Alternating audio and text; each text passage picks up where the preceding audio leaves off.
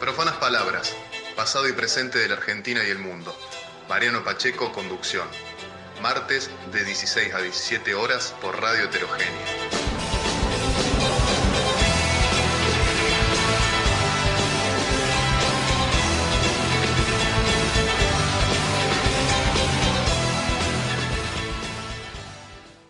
Buenas tardes, aquí estamos en una nueva emisión de este programa que se emite todos los martes por Radio Heterogénea desde el Centro Cultural España Córdoba y que luego se retransmite en otras emisoras y que también pueden escuchar ingresando al blog www.profanaspalabras.blogspot.com. En este programa, en esta emisión, vamos a meternos de lleno, a dedicar el programa completo a indagar sobre el concepto de populismo que tanto en la teoría como en la práctica política latinoamericana viene dando que hablar en los últimos años. Para ello hemos realizado una entrevista, hemos estado conversando con Diego Stulwar, ensayista, coordinador de grupos de estudio de filosofía, integrante de la editorial Tinta Limón y del portal Lobo Suelto, quien colabora asiduamente también con el portal que dirige Horacio Berbisky, El Cohete a la Luna.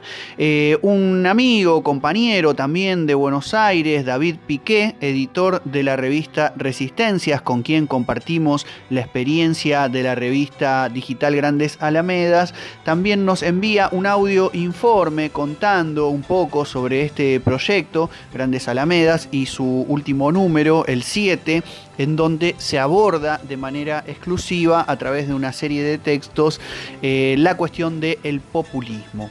Aquí vamos a comenzar tratando de meternos y de indagar un poquito en este concepto a partir de un libro que la editorial 40 Ríos ha publicado a fines del año pasado de un joven militante, pensador crítico que se llama Damián Celsi, cuyo título es Teoría de la militancia, organización y poder popular.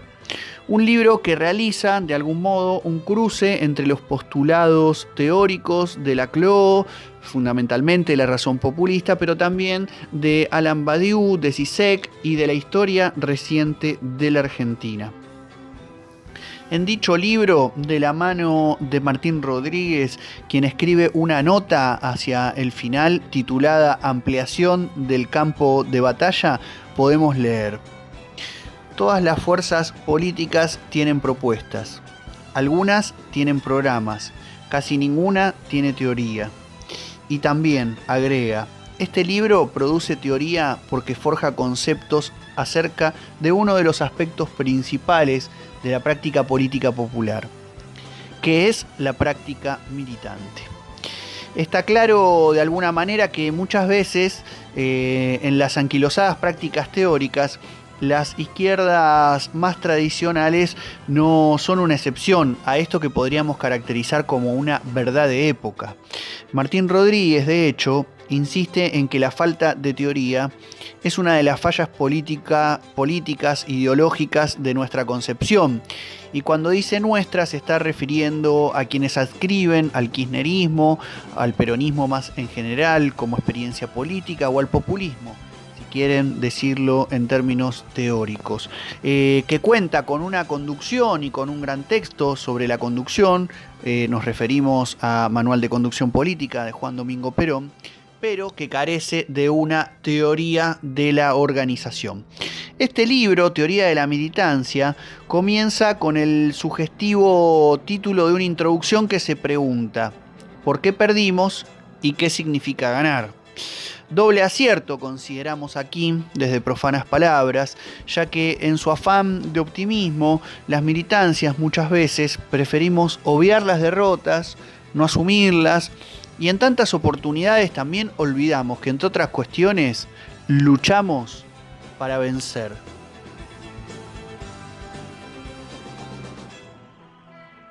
Si tiene alguna virtud teoría de la militancia, es la de explicitar una, en un espacio en el que rara vez se ha visto un gesto similar.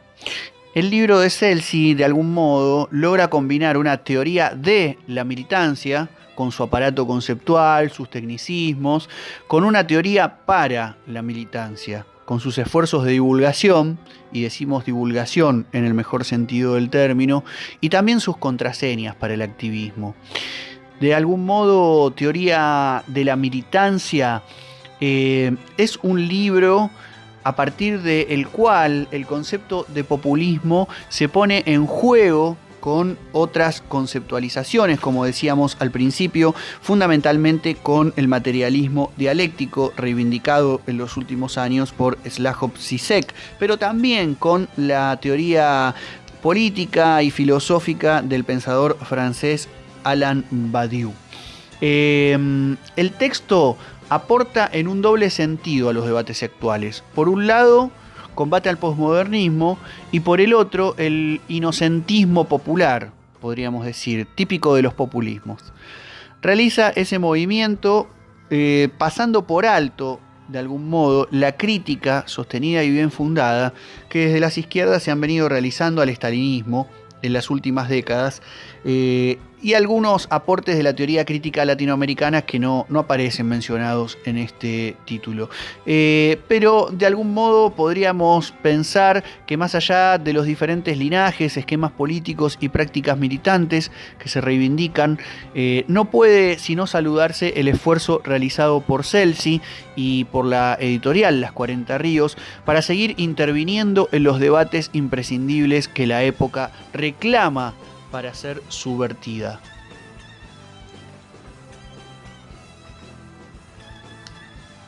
El debate sobre populismo evidentemente es uno de ellos. Si bien son abordajes muy rigurosos y con algunos tecnicismos, como decíamos, que ameritan una lectura tranquila, aquí en esta especie de difusión también radial de alguna de estas ideas, quisiéramos de todos modos rescatar algunos puntos que Celsi plantea en su libro Teoría de la Militancia. En primer lugar, la cuestión del populismo y las lógicas de la equivalencia. De algún modo, Celsi rescata de la razón populista una serie de ideas que logra esquematizar en 8 puntos. Dice, por un lado, que en primer lugar el populismo se plantea la demanda. En segundo lugar, las demandas no son satisfechas. En tercer lugar, la vía de la frustración de las demandas insatisfechas abre la posibilidad de establecer una serie de equivalencia entre ellas. Y en cuarto lugar, entonces, las demandas se articulan. Así llegamos al quinto punto, donde se plantea el antagonismo contra el orden social que no satisface las demandas. Un sexto aspecto en donde una de las demandas, sin perder su particularidad, hegemoniza al resto. Así es como nace el pueblo, que en simultáneo crea un enemigo, es decir, la oligarquía.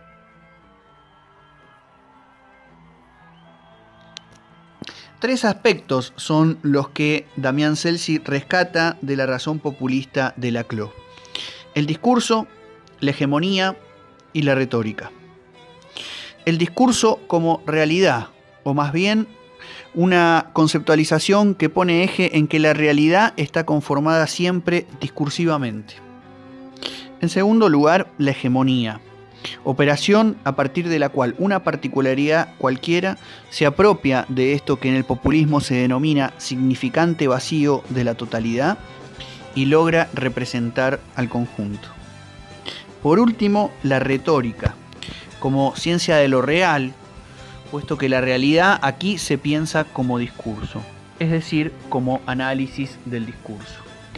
Celsi dice: así define e interrelaciona Laclau las tres categorías básicas de la razón populista: el discurso como constituyente de la realidad, la hegemonía como productora del discurso, la retórica como caja de herramientas de la hegemonía. Así, un pueblo se constituye como resultado de la acción populista. No es sustancia, aclara Celsi, que de manera simultánea forma a su enemigo, como dijimos, la oligarquía.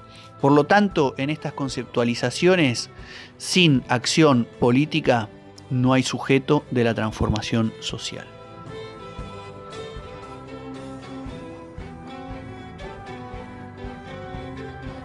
Nos demoramos en varios aspectos de la teoría de Laclau, escribe Damián Celsi en su teoría de la militancia, porque es a partir de su análisis que es pensable algo como un avance teórico. Si hubiera que hacer una autocrítica filosófica, dice, su objetivo no podría ser deshacernos del populismo. A la inversa, forma parte de nuestra tradición y debemos asumirlo. Por eso proponemos en una primera instancia una dialéctica de la razón populista y de ningún modo una crítica, remata el autor de este libro publicado a fines de 2018 por 40 Ríos. Dialéctica de la razón populista, entonces, que implica hacerse cargo del populismo como tradición propia, con límites conceptuales que son correlativos a los límites que los gobiernos progresistas latinoamericanos encontraron en sus prácticas políticas. De allí que Celsi proponga hacer un cruce teórico, como decíamos, con el materialismo dialéctico de Zizek y algunas de las ideas del filósofo francés Alain Badiou. Entre las insuficiencias del populismo, centralmente Celsi pone sobre la mesa la cuestión del sujeto del populismo, que, como hemos dicho, sería efecto de una articulación discursiva, pero luego se transforma en fundamento. Inversión de apariencia de sustancialidad, dice Celsi, a donde ve un problema. El populismo inocentiza al pueblo, exterioriza el antagonismo. Así se coloca a la oligarquía como parásito. El pueblo no es responsable y siempre está en el lugar de quien demanda y no de quien gobierna. Por eso Celsi propone una especie de pasaje de la demanda a la vocación de servicio. En la propuesta de Zizek, de algún modo, Celsi ve el momento en el cual se produce el pasaje del antagonismo a la contradicción. Es decir, que si se interioriza el antagonismo, de algún modo el pueblo aparece ya no como una unidad, sino quebrado, por lo menos en dos polos. El politizado, que asume el protagonismo y la participación, y lo que Celsi denomina el qualunque, el qualunquismo, es decir, aquello que niega la politización, que de algún modo reacciona como antipolítica con la frase típica de trabajar en paz. El cruce con Badiou aparece en términos de que todo antagonismo es leído como un acontecimiento, y un acontecimiento, como sabemos de la mano de Badiou, tiene siempre un sujeto fiel que sostiene hasta las últimas consecuencias aquello que el antagonismo, en este caso como acontecimiento, abrió.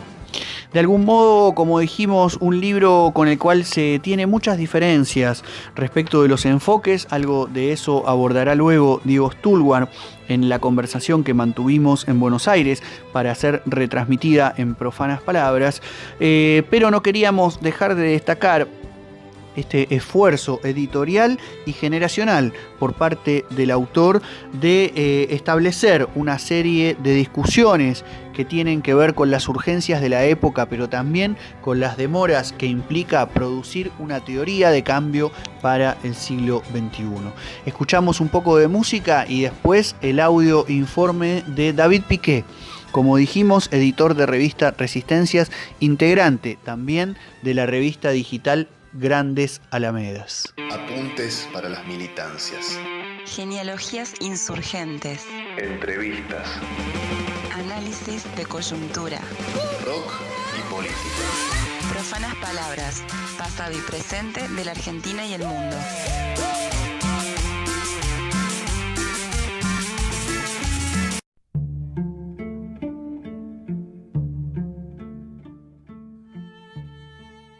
Nos propusimos en este número de Grandes Alamedas abordar el tema de los populismos, teniendo en cuenta los malentendidos alrededor de este concepto, ya sea la tergiversación que realiza la derecha, ligando a estos procesos políticos a procesos autoritarios de tipo salvaje, si se puede utilizar la categoría de Sarmiento, con el propósito de desprestigiar el contenido popular, el contenido más positivo que tienen esos procesos.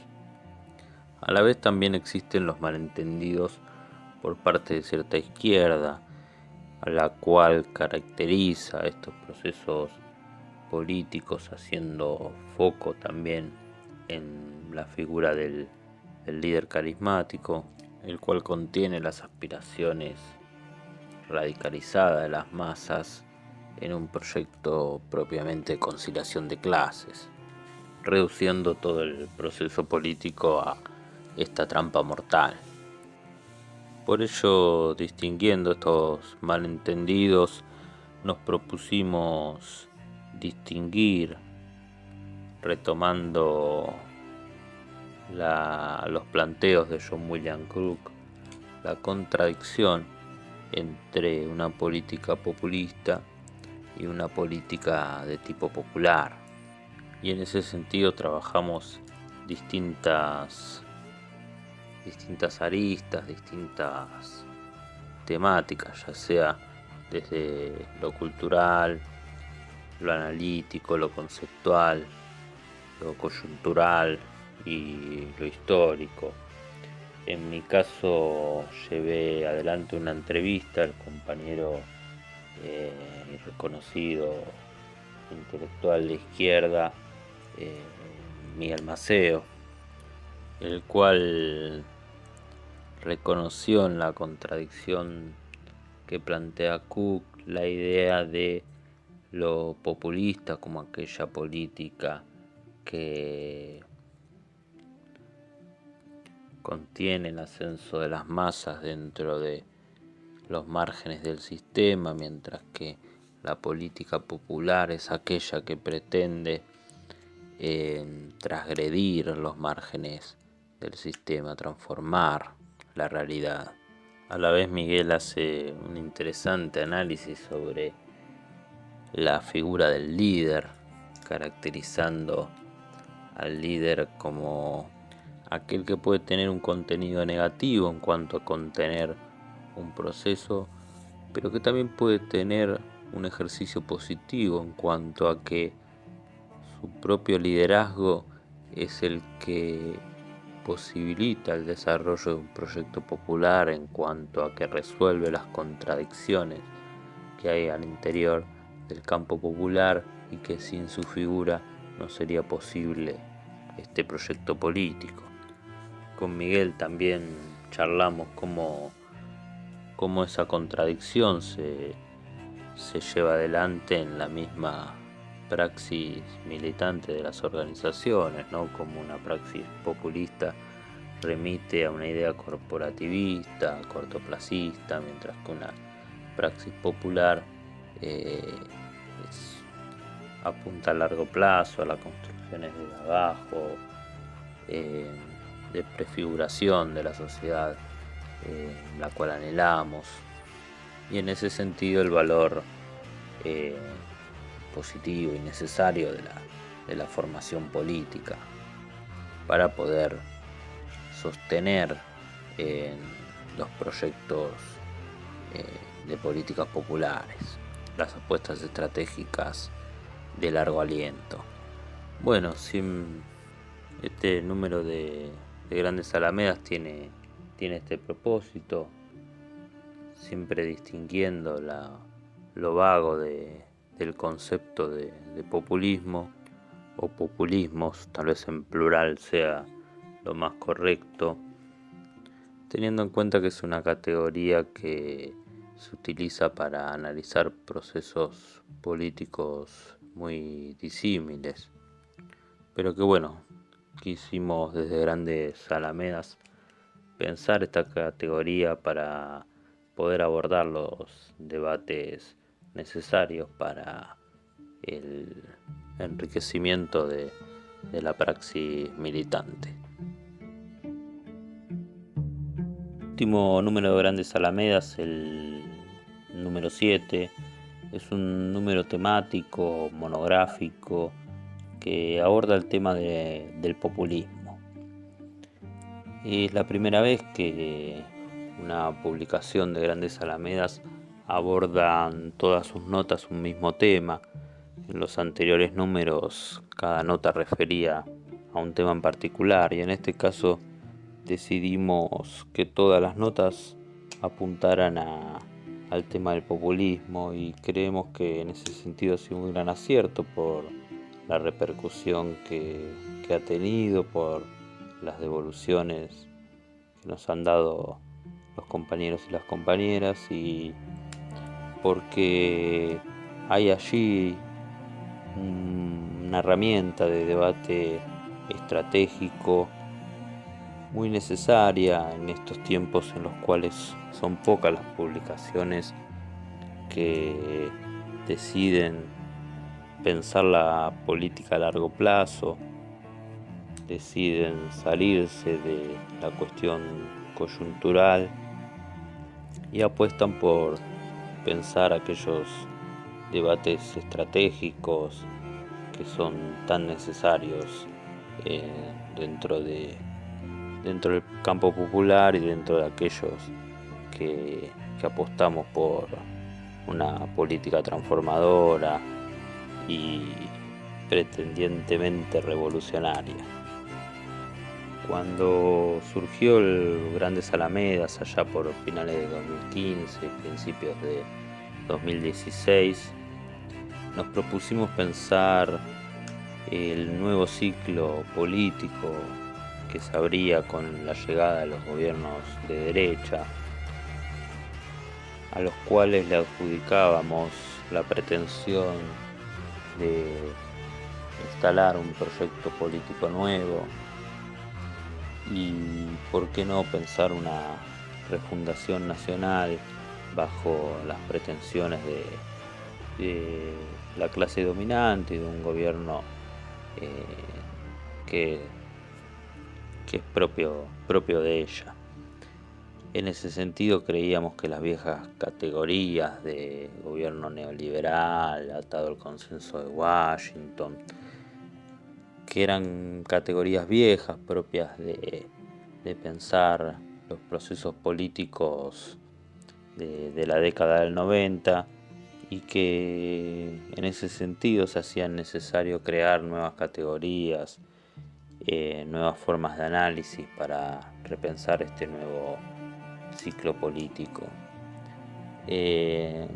siempre con la orientación de poder tener una caracterización adecuada para poder desarrollar de la forma más acertada la praxis militante, siempre reivindicando la dialéctica entre análisis y praxis.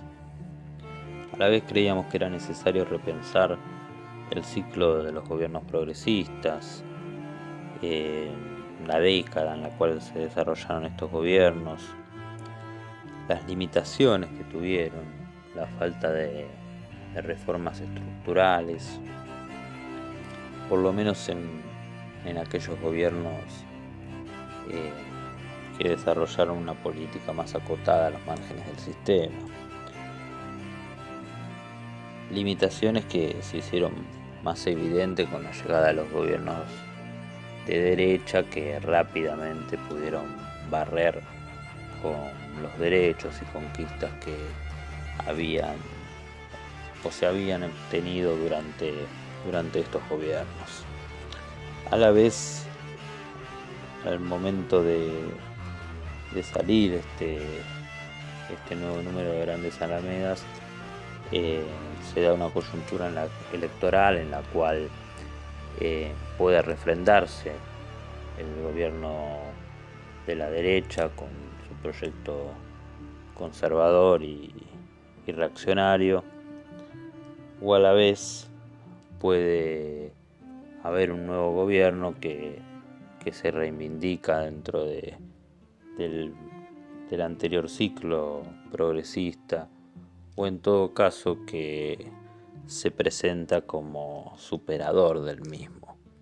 En ese sentido, la idea de un número temático que aborde el tema del populismo nos parecía sumamente importante, sumamente necesario para la praxis y para el debate estratégico de todo el campo popular.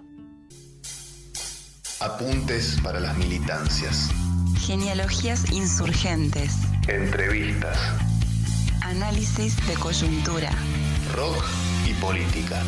Profanas palabras, pasado y presente de la Argentina y el mundo.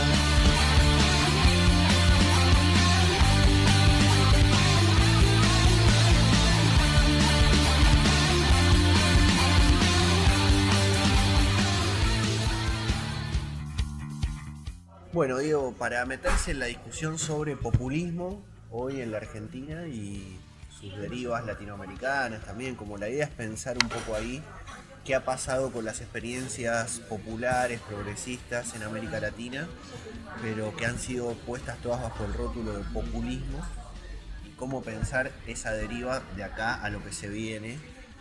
¿Cuánto se puede rescatar? ¿Cuánto hay que dar una batalla teórico-política en torno al concepto de populismo? ¿O cómo estás pensando vos al populismo?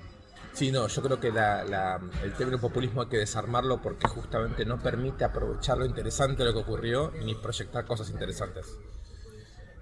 Entonces, si hay que aceptar en paquete el populismo por sí o por no, me parece complicado porque el populismo primero es una teorización, una teoría. Es una teoría que tiene puntos interesantes, como por ejemplo en una valoración positiva de lo plebeyo y de todo aquello que la tradición liberal desprecia. Por ese lado es muy interesante.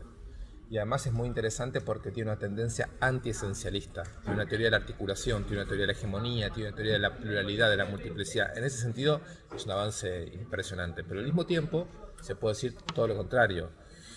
El populismo subordina lo plebeyo a una instancia totalmente mistificada, que es una especie de,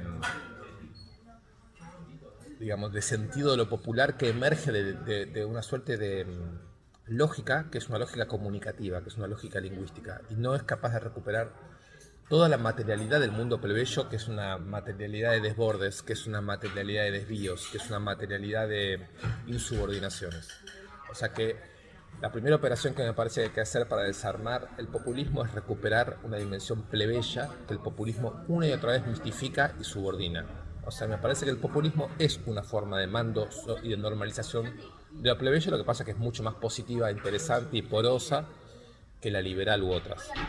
Y por otro lado, su idea de la multiplicidad y la articulación, que me parece un gran avance teórico, es también un riesgo gigantesco, porque el diagnóstico del populismo es que el marxismo fue esencialista con respecto a la economía, con respecto a las clases sociales, y se ven como una especie de superación, ¿no? como un descubrimiento de la pluralidad o de la multiplicidad, lo cual es muy complejo porque autores como Lenin o autores como Gramsci, que utilizaban la palabra hegemonía, no tenían esa contradicción.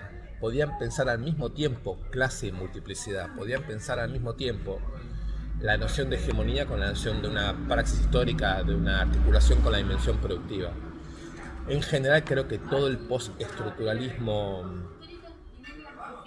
menos radicalizado se ha sentido muy cómodo sacándose de encima el problema que es el capitalismo, que son las clases sociales, que son los modos de acumulación, y tener una forma más, ¿cómo decirlo esto?, más mistificada de la subjetividad. Hay un problema que es la subjetividad, punto. No tiene ningún anclaje, no tiene ninguna articulación con dimensiones no subjetivas. Eso me parece un límite, porque justamente el énfasis que nos interesa a todos nosotros en la subjetividad sigue dependiendo de lo que Marx dijo, que es que la subjetividad surge en condiciones no elegidas, siempre en circunstancias no elegidas. La subjetividad es una tensión entre situaciones objetivas no elegidas y la emergencia de una posibilidad de elegir y de decidir. Esa tensión me parece que hay que pensarla muy bien, ¿no? O sea, cuando sumamos subjetivación siempre estamos hablando de lucha, siempre estamos hablando de condiciones impuestas, siempre estamos hablando de condiciones no elegidas. Entonces me parece que esas condiciones son muy importantes y las prácticas populares respecto a esas condiciones siguen siendo muy importantes. Entonces el populismo, yo intentaría por lo menos decir dos cosas: subsume lo plebeyo en un orden nacional popular que es totalmente incapaz de criticar al Estado como síntesis colonial que todavía heredamos, y tiene una idea de la multiplicidad completamente culturalista, La idea de la multiplicidad es culturalista, se da en el plano de lo que ellos llaman la batalla de las ideas, la comunicación, los textos, pero es muy incapaz de relevar las prácticas de resistencia ligadas a formas de explotación o formas económicas concretas, en donde nace lo más fundamental de la rebelión. Y no me parece poca cosa que los dos grandes momentos de la última década y media en la Argentina, el movimiento piquetero del 2001 y el movimiento de mujeres actuales, no son populistas, no son fenómenos populistas. Por más que después, cuando se decantan políticamente, tengan más afinidad con el populismo, a veces algunos grupos, etc., como fenómenos, son fenómenos que articulan lo subjetivo con lo objetivo, son capaces de denunciar y mapear las situaciones concretas de explotación, son capaces de actualizar ese mapa de las relaciones objetivas y al mismo tiempo tienen una idea de lo que es el debate político que no es culturalista. Entra de lleno al plano de los cuerpos, entra de lleno al plano de las situaciones concretas. Si hacemos entonces ese trabajo de desarme del populismo, creo que hay mucho que rescatar de este periodo, incluso de los gobiernos progresistas, pero no pensados como populismo, sino pensados como la experiencia que el movimiento plebeyo, el movimiento popular, el movimiento piquetero, el movimiento de los jóvenes de los barrios, el movimiento indígena, el movimiento de mujeres puede haber hecho estos años. De relación con recursos económicos, de relación con incorporación de derechos, de relación con experiencias en el Estado. Hay mucha experiencia que relevar. No digo que esa experiencia haya sido enteramente interesante, porque mucho de lo que estoy diciendo son dispositivos de control, o son también dispositivos de control. Pero es evidente que en los últimos años, a nivel de la geopolítica latinoamericana, hubo una autonomía con respecto a Estados Unidos, hubo esbozos de proyectos de integración que tenían factores interesantes, que me parece que son un piso histórico como a reconsiderar siempre. Me parece que hubo, por ejemplo, en la Argentina, este papel de los derechos humanos inhibiendo momentos represivos, sobre todo durante el gobierno de los Kirchner. Creo que hay un montón de cosas que hay que recuperar, que hay que rescatar. La participación de la organización social en el gobierno me parece muy importante, en el sentido que no son los partidos políticos los únicos que gobiernan o la mediación necesaria. Y al mismo tiempo siempre es muy ambiguo, porque esos movimientos sociales, en la medida en que son puestos a sostener una mediación precaria, son parte de un dispositivo populista que degrada la dimensión plebeya. Así que, digo yo, no desde una óptica populista de lo que significa una gestión nacional popular que tiene por principal objetivo insertarse en el mercado mundial y controlar el sector popular. Desde ese punto de vista no me parece interesante lo que ocurrió. Sí me parece interesante mucha experiencia que hubo, sí me parece importante este recorrido de nuevas dinámicas en América Latina en las últimas décadas, y sí me parece importante que haya experiencia en el plano del gobierno, experiencias que evaluar en el gobierno.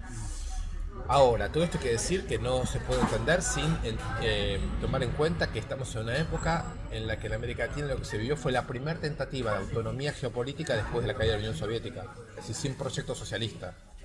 Es muy pobre lo que vino como alternativa, o sea, no hay fuerza para hacer un modelo global alternativo al capitalismo como se pudo pensar, digamos, entre la Comuna de París y la caída de la Unión Soviética. Un periodo largo en que se supuso que el socialismo era un proyecto global alternativo. Hoy no lo tenemos así. O sea que la capacidad, digamos, de hacer un balance de lo que pasó en América Latina en los últimos 15 años, como si se tratase de una nueva ofensiva anticapitalista, me parece que nos revelaría mucha falta de fuerza. No creo que todavía hoy sea ese el horizonte. Pero si el horizonte es que actores que no son partidos políticos del sistema vayan haciendo experiencias de protagonismo popular, hay mucho para atrás que hacer balance, y sobre todo me parece el horizonte hacia adelante.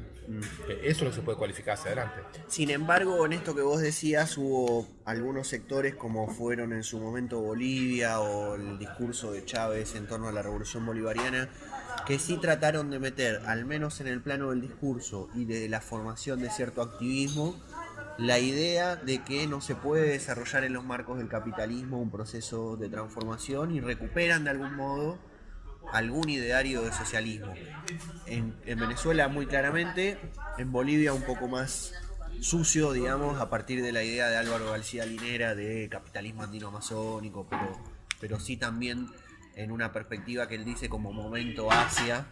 Entonces tampoco se podría homogeneizar los procesos latinoamericanos en relación al ideario socialista, porque hubo quienes ni siquiera lo tuvieron como problema o inquietud, y quienes de algún modo sí lo plantearon, ¿no? ¿Cómo lo ves vos eso ahí? ¿Qué te parece? A mí lo de Bolivia me parece que lo que conozco es como a nivel teórico es los trabajos de García Linera, que me parecen demasiado tradicionales. O sea, me parece que es una especie de reeditar la NEP de Lenin. Es decir, en la medida en que los revolucionarios controlan el Estado, se puede hacer una larga transacción con el capital a la espera de que las comunidades vayan desarrollando un nuevo modo de producción, ¿no? Como el comunismo se hace desde abajo y no desde arriba, la tarea de los revolucionarios es proteger esas condiciones desde el Estado a la espera de que otras revoluciones en el mundo o el desarrollo del propio modo de producción alternativo nos vayan dando las líneas de avance. Es Lenin, digamos, más allá que es un esquema, ante la carencia de esquemas, un esquema como este tiene consistencia, entonces uno le suena bien. Lo cierto es que no se ve en esa teoría política cómo los protagonistas del nuevo modo de producción son también protagonistas del dispositivo político. Lo veo mucho menos claro, mucho menos claro. Y un montón de descripciones que hacen una serie de compañeras que también escriben y teorizan y pasan por acá, cuentan más bien al revés. Cuentan que aquellos que serían los agentes de nuevas maneras de producción están sufriendo los embates de modernizadores y racionalizadores de un tipo de capitalismo que exactamente no es el mismo de antes, que tiene un montón de condiciones seguramente más favorables, pero son los efectos que el capital tiene sobre esos grupos en torno a los cuales es la revolución. Entonces, yo creo que el problema no resuelto sigue siendo el que planteó el Che en el 65, que es que la ley del valor no es una estructura objetiva, es una manera de subjetivación. En ese sentido te quería retomar algo que habías dicho al principio, justo me lo dejaste planteando acá, respecto de esta cuestión del populismo que de alguna manera reduce lo múltiple a lo uno, podríamos decir en términos más de teoría política, y en términos más de política más pragmática, de algún modo subsume el dinamismo de la base a la jefatura, ¿no? En una idea también en donde la jefatura aparece como modelo a emular y incluso a imitar, ¿no? ¿Qué pasa con esas dinámicas, ¿no? Porque de algún modo termina siendo una subordinación de las rebeldías y... Bueno, voy a expresar dos cosas. Por un lado, como teóricamente el populismo, si uno lee a Laclau, no va a haber una reivindicación de lo uno, va a haber una reivindicación de lo múltiple. Va a haber muchas demandas, muchas subjetividades, muchos significantes. Eso es teóricamente interesante. Pero, por un lado, esas multiplicidades son como una gran fiesta de la subjetividad. Todas las subjetividades se sacaron de encima sus objetividades y se organiza en torno a una unidad significante. Ahí le vuelve la unidad. Cuando salís de la teoría y vas a la política, ya es distinto, eso se vuelve una teología. La unidad es enorme, porque es un líder, un Estado, un partido, se vuelve una unidad fuerte. Lo primero que me parece que esa unidad es poco durable. Dura poco la unidad populista, dura unos años, pero en la medida en que no es un emergente más denso del plebeyismo, todos los problemas que el populismo no piensa se los regala al neoliberalismo. Toda esa dimensión que decíamos de los cuerpos, de las subjetividades, de las situaciones objetivas que el populismo no piensa, los termina pensando por derecha el neoliberalismo. Y claro, cuando hablaba de una sustracción de lo plebeyo a lo populista, estaba intentando reivindicar esa dimensión de las rebeliones. A mí lo que me parece es que el populismo lo que hace es sublimar el problema del capital. No hay un problema de capital. Hay un problema cultural político. Hay un problema cultural político. Por eso, digamos, si Cristina hace el socialismo en sí mismo, no hace falta hablar del socialismo. Es darle tiempo. Lo que me parece que hace bien Celsi en mostrar es que ya a esta altura del partido podemos decir el populismo en el gobierno, el populismo en el poder, con buenos recursos económicos, con buenas condiciones geopolíticas, dura poco. Y después no se puede explicar su crisis desde el populismo. Porque el populismo no puede explicar por qué un pueblo en el poder. Es decir, si el pueblo está en el poder, tiene recursos y tiene legitimidad, ¿cómo va a perder una elección si es mayoría? O sea, la única manera de perder es que el populismo no pueda unificar un pueblo uno. Entonces, sobre la idea que el populismo no unifica al pueblo uno, ya el populismo tiene que empezar a pensar de otra manera. Tiene que empezar a pensar las propias divisiones del pueblo, tiene que empezar a pensar cuáles son las fuentes de legitimidad o las fuentes de subjetivación con las que compite. Ya no es una dictadura, no es un liberalismo cerrado. Ya ahí estamos hablando de un neoliberalismo de masas, que actúa un poco como por todos lados. Y ahí es que me parece que vuelve el problema de que hay que pensar que el mercado, hay que pensar que el capitalismo, mediante la ley de valor, crea subjetividad. Es una objetividad que crea subjetividad. Creo que para entrarle a esto hay que recuperar la intuición de Guattari, la intuición de Toni Negri, la intuición de Foucault, la intuición de Deleuze. algunos más filósofos, otros más militantes, a mí eso no me preocupa, ellos vieron que las micropolíticas eran la manera de romper con la manera en que el capital capturaba la subjetividad, que no era el discurso político, no era solamente el gran discurso político, que hay una serie de dispositivos de captura de la subjetividad, y las micropolíticas son esas rupturas, o para decirlo de otra manera. En la medida en que el capital ya no es capital fábrica, es capital ciudad, es capital servicios, es capital territorio, es capital que organiza el deseo para el consumo. La lucha política no puede no interrumpir y no decir nada en esas articulaciones. Creo que ahí el populismo tiene nada para decir. Nada para decir. Y lo prefiero, el populismo. Pero nos queda chico, nos queda corto. Nos queda corto para darle forma política a la rebelión. Nos queda corto para cortar el punto en que la autonomía se alimenta, que es la subjetividad propiamente capitalista. Y nos queda corto porque resuelve mal un problema auténtico. El problema auténtico es que no sabemos qué hacer con la idea de revolución. Lo resuelven mal porque dicen que el problema no existe. Ellos dicen que el problema ya está resuelto. No está resuelto el problema. El problema del corte, de ruptura, no está resuelto. No sabemos cómo hacerlo, no sabemos cómo hacerlo. Se lo puede intentar hacer como el siglo pasado, no tiene ningún sentido. No tiene ningún sentido querer hacer una revolución como el siglo pasado. Pero el problema está. El problema lo tenemos que seguir pensando. ¿Cómo se junta fuerza para neutralizar ese poder de subjetivación que viene de la manera neoliberal de plantear el mundo? Lo que decíamos hace un rato, por abajo también. Eso es un problema enorme. Es nuestro, yo creo que ese es nuestro problema. Y que el populismo simplemente no se lo plantea. Simplemente no se lo plantea. Y en ese sentido, sin este ánimo de tomar las figuras del pasado como figuras a repetir, pero sí a partir también de los nombres europeos que tiraste, se podría pensar una genealogía de figuras e imágenes del pasado inspiradoras que también linkean con Rosichner y con el Che Guevara, ¿no? Sí, porque, digamos, cuando yo creo, y todos nos planteamos que hay como momentos nuevos o nuevas maneras de pensar, no es en el sentido de un desencanto o una ruptura con personajes claves del siglo anterior. Es más bien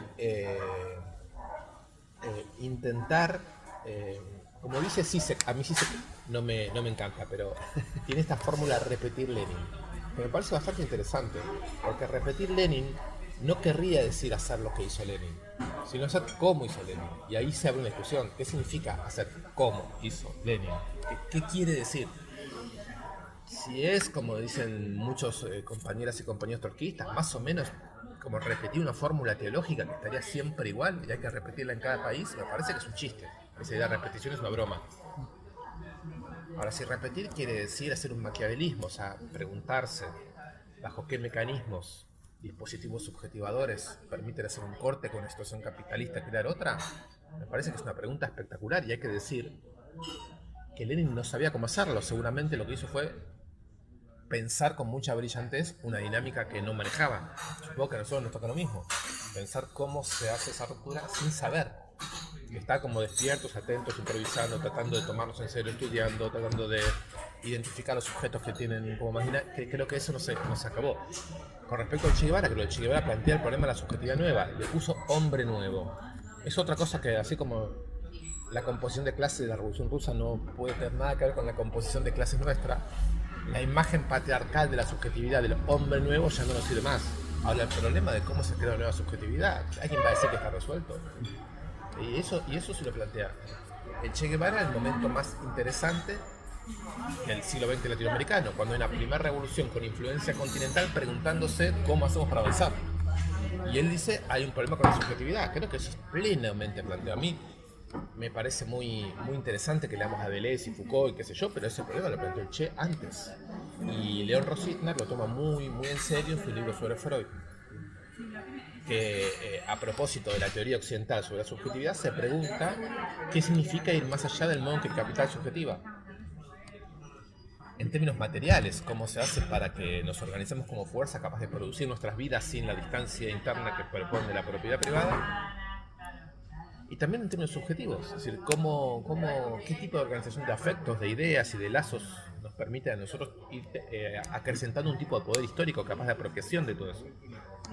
Yo creo que eso fue un momento de lujo que va a la Revolución Cubana y que en la Argentina con Cook y con Rositner nos permitió tener conceptos, imágenes teóricas para poder pensar eso. Ahora todo eso lo tenemos que pensar en condiciones nuevas. La verdad que son condiciones nuevas. Las condiciones neoliberales son condiciones nuevas, donde la clase trabajadora hay que pensarla muy de otra manera, ¿no? Entonces, yo creo que la genealogía es la de todos los maestros de la emancipación y las maestras de la emancipación. Solo que la idea de repetir tiene que ser una idea más abierta, más creativa, más desafiante. Es decir, si alguno de ellos hubiera sabido cómo hacer, este problema ya estaría resuelto. Bien, en ese sentido, para ir cerrando lo que planteas respecto al populismo, quienes no adscribimos de algún modo plenamente a esa corriente y tampoco a un marxismo de corte más tradicional, más ortodoxo, tenemos una serie de tareas por delante aún más urgentes, ¿no? Estaríamos de algún modo como un paso atrás en el sentido de poder plantear con mayor claridad una línea teórica política de avance, ¿no? ¿Cómo ves eso en términos de programáticos, digamos? Bueno, yo pienso que es paradojal la situación. Porque por un lado estamos desarmadísimos, estamos muy atrás, no sabemos cómo hacer. De todas las corrientes político-ideológicas que andan dando vuelta, la nuestra es la que menos sabe explicarse, la que menos... Por otro lado, creo que tenemos un capital mayor sofisticación de fuentes, de posibilidades y más capacidad de coincidir con momentos de estados de ánimo y con momentos de las capacidades populares. Entonces no me molesta a mí estar tan atrás porque tengo toda la intuición de que en otro sentido estamos muy adelante. Me parece que lo que está en discusión es cuáles son las formas colectivas que permiten hoy sintonizar toda esta riqueza conceptual, toda esta riqueza de archivo, toda esta riqueza afectiva con coyunturas políticas. ¿Qué tipo de grupalidad, qué tipo de colectividad, qué tipo de transindividualidad, como diría Simondon, permite viabilizar eso? Por momentos, creo que nos gana la idea de colectivos militantes, colectivos de dirección política. Bueno, esa es una hipótesis. Por momentos parece que son más bien experiencias que ocupan nodos estratégicos. Compañeros y compañeras que hacen trabajos espectaculares en donde están y van armando unas zonas de inteligencia colectiva y de sensibilidad colectiva que suponemos que en ciertas coyunturas pueden ser muy decisivas, ¿no?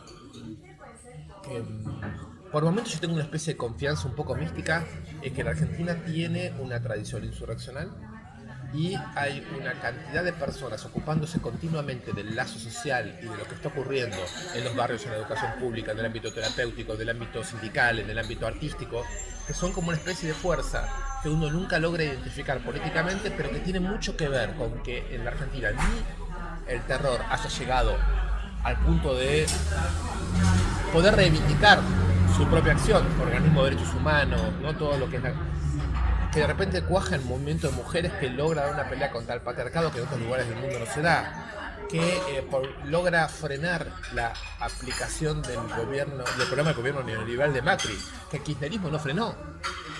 Esto tiene que quedar clarísimo. El populismo como fenómeno político y el kirchnerismo como fenómeno político fue salvado por el movimiento social en la Argentina. Los primeros 2 años no existió. El Frente para la Victoria le votó a Macri todo lo que necesitó para endeudarse. En el movimiento sindical no tenía ninguna representación, en el movimiento de mujeres no tenía ninguna representación, en la CT no tenía ninguna representación. Creo que hay que ser claro eso. El kirchnerismo no cumplió ningún papel en los primeros años de detención de la agresividad del ajuste de Macri y sí un movimiento popular que está construido por estas dinámicas. Entonces, yo tengo una especie de confianza en estos acumulados, que son acumulados teóricos, acumulados sensibles, que se llaman movimiento de derechos humanos, movimiento de mujeres, movimiento piquetero, movimiento contra el racismo, la UBA, las universidades públicas, el mundo de los artistas que se meten en el mundo de la sensibilidad popular. Yo creo que la teoría política nuestra debería ser más una teoría política de inteligencia colectiva que de los grupos. Y que la eficacia de los grupos consiste en cierto momento en poder ofrecer una táctica de la inteligencia colectiva. Pero creo que esa inteligencia colectiva caracteriza mucho el potencial democrático de la cultura argentina. Buenísimo. ¿Querés agregar algo más? No, solo decir que el populismo no es la teoría de la inteligencia colectiva, es el gobierno. ¿Cómo decirlo esto? Es el gobierno nacional defensivo.